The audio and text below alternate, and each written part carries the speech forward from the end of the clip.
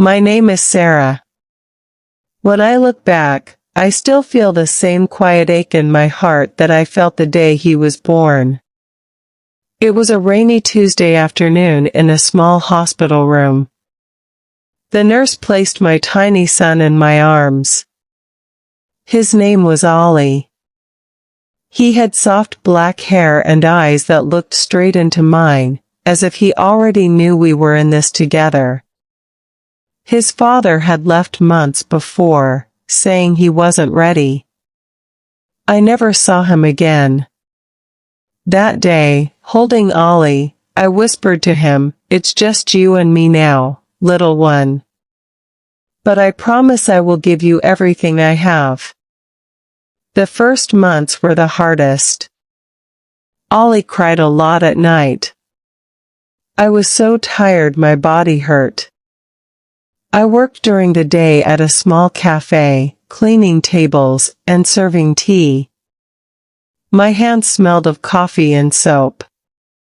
When I came home, there was no one to hand him to so I could rest. I fed him, changed him, rocked him, sang soft lullabies even when my voice cracked from exhaustion. Sometimes I cried too, quietly so he wouldn't hear. I wondered if I was enough. People said, "It's too much for one person." Neighbors looked at me with pity. But every time Ollie smiled or grabbed my finger with his tiny hand, I felt a strength I didn't know I had. Money was always tight. I counted every coin. I bought second-hand clothes for him, washed them carefully so they would last. I skipped my own meals sometimes so he could have milk and fruit. On cold nights, I wrapped him in my old sweater because the heater broke and I couldn't afford to fix it. I told myself, this is temporary. We will be okay. But inside, fear was always there, like a shadow that followed me everywhere. When Ollie was 2, he started saying "Mama" all the time. It was the sweetest sound. He would run to me with his arms open when I came home from work. Those moments made the tiredness disappear for a while. I took him to the park on my days off. We sat on the grass, and I pointed to birds, trees, the sky. "Look, Ollie, the world is big and beautiful," I said. He laughed and clapped his hands. I wanted him to grow up knowing love, not just struggle. School started when he was 5. I was nervous. Other children had mothers and fathers waiting at the gate. I stood alone, holding his small backpack. On his first day, he cried and held my leg. "Don't go, Mama." My heart broke, but I smiled and said, "I'll be back soon. Be brave, my love." After school, he ran to me with a drawing, a house with 2 stick figures, one big, one small, holding hands. "This is us," he said proudly. I hugged him so tight that day. Years passed. Ollie grew taller. He helped me in the kitchen, learned to make simple rice and tea. He saw how hard I worked and started doing small jobs after school to help buy groceries. "Mama, you don't have to do everything alone," he told me once when he was 12. I almost cried hearing those words. He was becoming kind, thoughtful, strong. People noticed. Teachers said, "Ollie is polite and works hard." Neighbors who once pitied me now said, "You did a good job, Sarah."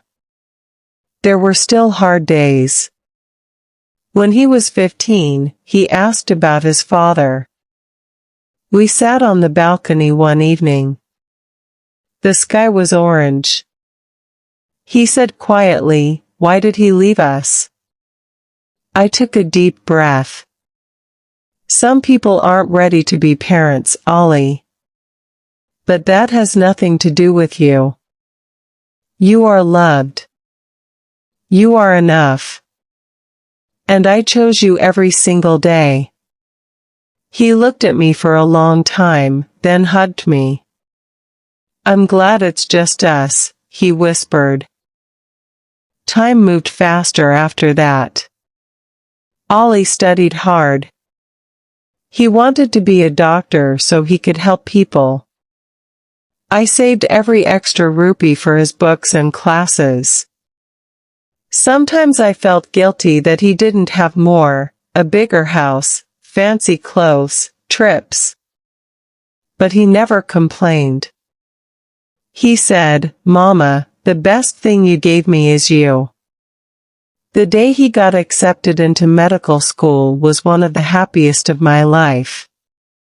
We cried and laughed in our small kitchen. He lifted me up and spun me around like I was light as a feather. We did it, Mama, he said. No, I answered, you did it. I just walked beside you. Now Ollie is 25. He works in a hospital, helping sick children. Every time he comes home, he brings flowers or my favorite sweets. He still calls me every day, even if he's busy. Last week, he sat next to me on the sofa, took my hand, and said, Mama, I know how much you carried alone. I see it now more than ever. Thank you for never giving up on me. You raised me with love when the world felt empty. I want to make you proud forever. I looked at him, my baby who isn't a baby anymore, and tears came. You already do, Ollie. Every day. Raising my baby alone wasn't easy. There were nights I thought I couldn't go on. There were days I felt invisible. But there was also love, so much love. It grew in the quiet moments, in the small victories, in the way Ali's eyes lit up when he saw me. It grew in every hug, every I love you, Mama, every time he chose kindness because he learned it from watching me try. If you are listening and you feel alone in your own journey, hear this, you are stronger than you know. Love is enough to build a whole world. One day, your child will look at you and understand everything you carried. And in that moment, every hard step will feel worth it. I raised my baby alone. And I would do it all again.